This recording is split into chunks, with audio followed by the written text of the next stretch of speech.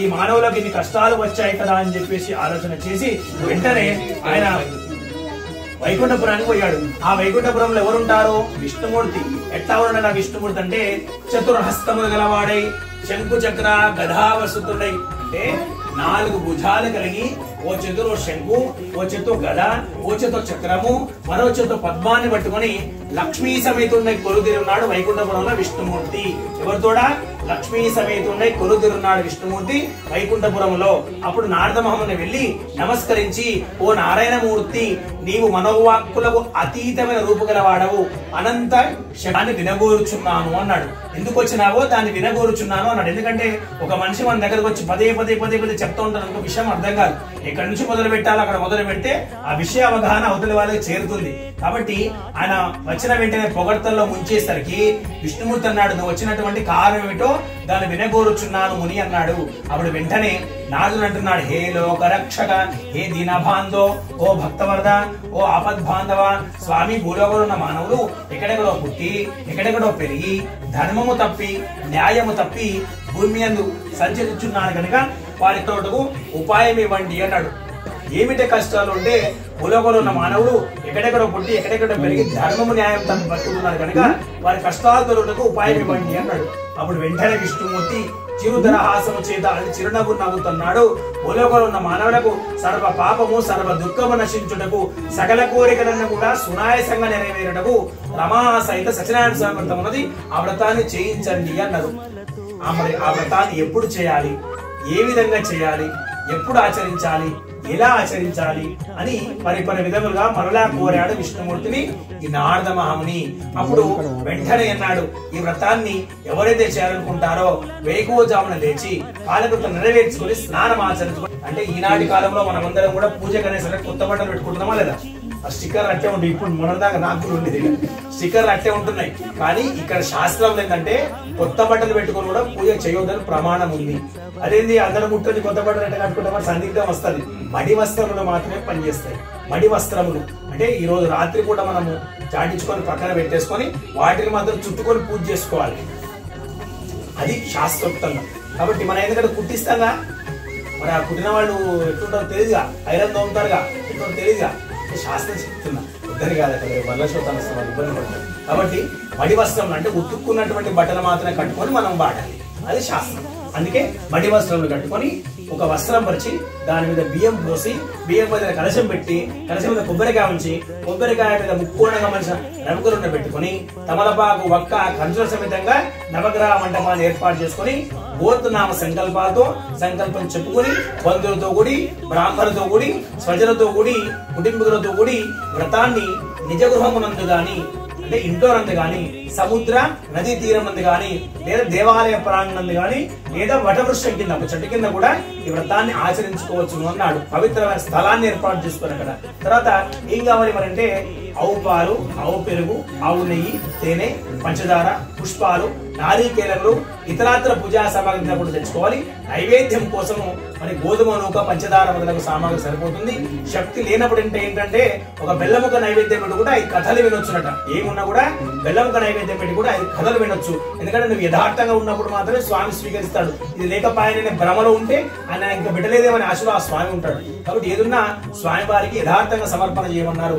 తద్వారా ఇక ఎప్పుడు ఆచరించాలి మరి అంటే ఈ నూతన గృహప్రవేశం అనేది కానీ లేదా వివాహ తనంతరం లేదా వివాహానికి ముందు కార్తీక, శ్రావణ, మార్గశిర, పుష్య మాఘమాసాలు, ఏకాదశి, పౌర్ణమి తిథులందు కూడా ఆచరించుకోవచ్చు. ఇక రవి సంక్రమణ దినం తప్ప ఈ రోజున సరే వ్రతాన్ని ఆచరించుకోవచ్చు అన్నాడు. మరి దాని ద్వారా మానవులకు ఉండేటువంటి కొన్ని కార్యక్రమాలు ఉంటాయి. విద్య, ఉద్యోగము, వ్యాపారము, వివాహము, సంతానము, ఆరోగ్యము, వాణిజ్యము, వ్యవసాయ ఇతరత్ర రంగాల్లో ఉన్నటువంటి సమస్యలను కూడా దూరం చేసి వారికి సులభోపాయాన్ని వర్ణించారు. అందుకే వ్రతాన్ని సంవత్సరానికి ఓ రోజు గాని, మాసానికి ఓ రోజు గాని, త్రైమాసికంలో గాని లేదా 6 మాసాల్లో గాని వ్రతం చేసుకుంటున్నాడు. ఈ ద్వారా స్వామివారి గ్రహాన్ని పొంది వారికి ఉన్న కష్టాలను దూరం చేసుకుంటున్నకు స్వర్గ ప్రాప్తి కూడా పొందడం జరిగిందని ఈ కృతమోద్యాలు చెప్పబడింది. ఇది కృతమోదయ సమాప్త. భగవానికి ఏడుకొండలవాడ వెంకటరమణ గోవింద.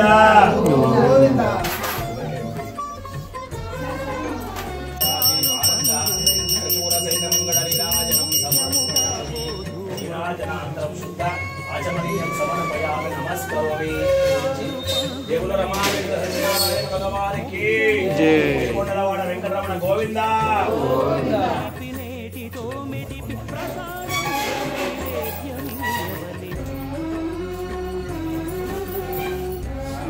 రమ వెంకటరమణ గోవింద గోవింద.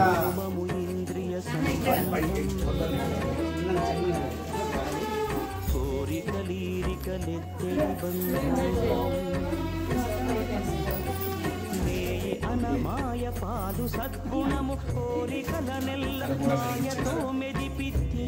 ఓం పాపకర్మాణం పాపాత్మా పాప సంభవాత్రాయమా కృపయా దేవ శరణాగతవత్సల యదా శరణాస్తు త్వమేవ శరణం మమ తస్మాత్ కారణ భావేన రక్షరక్షో రక్షరక్షో నారాయణ నారాయణ. మీరు సాష్టంగా చేసుకోండి, మగవాళ్ళు ఆడవాళ్ళు మోకాళ్ళకి చేసుకోండి. అక్షతలు వేసి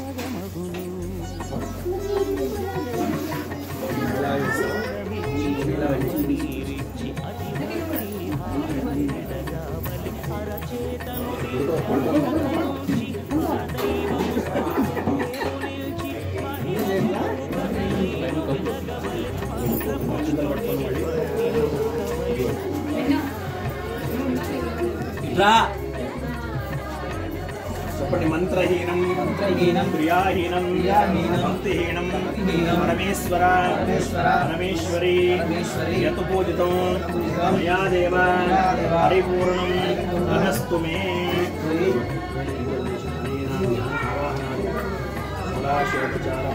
భగవాన్ సర్వాత్మక సర్వం.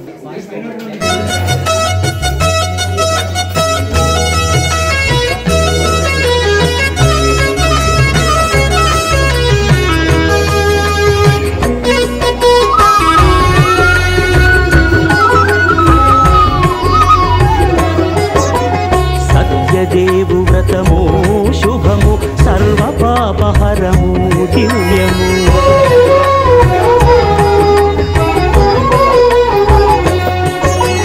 సత్యదేవు వ్రతము శుభము సర్వ పాపహరము దివ్యము. సత్యనారాయణ వ్రతము శ్రీ సత్యనారాయణ వ్రతము. సత్యనారాయణ వ్రతము శ్రీ సత్యనారాయణ వ్రతము. వేదాధనిక విభేదము లేక జాతి మత విచారణ లేక. వేదాధనిక విభేదము లేక జాతి మత.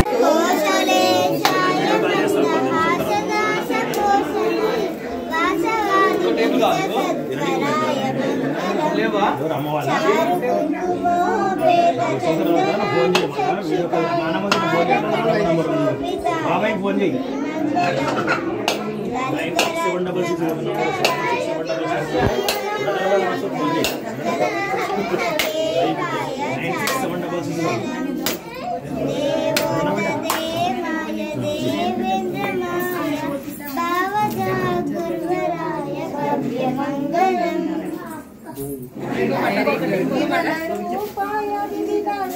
96 सुमकचित्तकामिताय शुभगमङ्गलम् इन्द्राय जनकराय मामकाभीष्टदाय महितमङ्गलम् कौशलेशाय मन्दहासदाशभूषणाय वासवादिविनुत सद्वराय मङ्गलम् चारुकुङ्कुमोपेत चन्दनानि चर्चिताय हारकटकशूर्याय मङ्गलम् देवोत्तमेनाय भावता गुरुवाय भव्यमङ्गलम्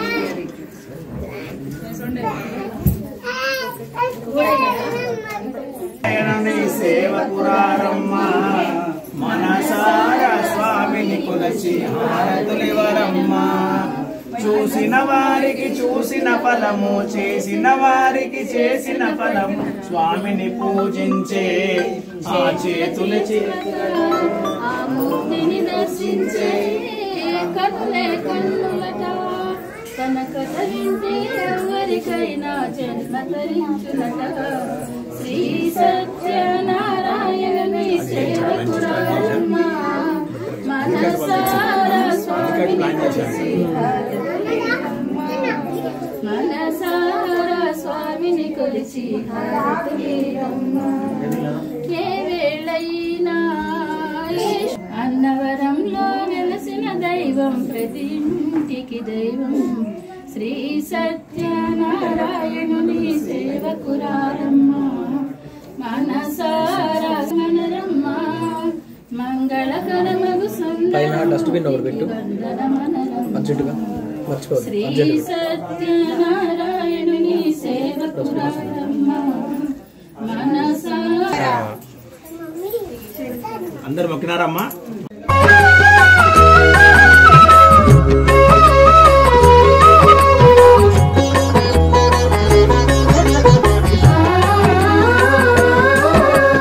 పంచామృతముల ఫలోదకముల మంచి గంధముల మించు జలముల స్నానముగా అభిషేకించవలే. బట్టలు కొత్తవి కట్టబెట్టి సందెమ్మును భుజమ్మున పేల్చి గంధమలది కస్తూరిపై చల్లి ఆభరణములనలంకరించి వేల్పులకు వేల్పు శ్రీ సత్యదేవు వేయి నామాల కీర్తిల్చి వివిధ పుష్పముల పూజించి వినయముగా